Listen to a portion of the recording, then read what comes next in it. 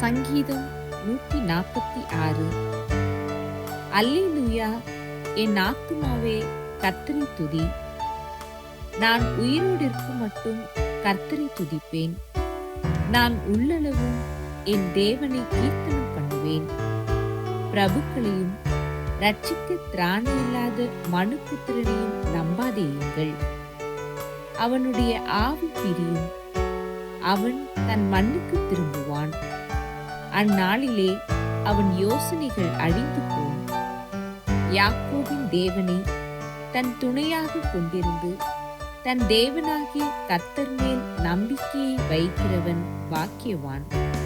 அவர் வானத்தையும் பூமியையும் சமுத்திரத்தையும் அவைகளுள்ள யாவையும் உண்டாக்கினவர். அவர் என்றென்றைக்கும் உண்மையை காக்கிறவர். அவர் ஒடுக்கப்பட்டவர்களுக்கு நியாயம் செய்கிறார்.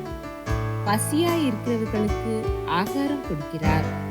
கட்டுண்டவர்களை கர்த்தர் விடுதலையாக்குகிறார். குருடரின் கண்களை கர்த்தர் திறக்கிறார்.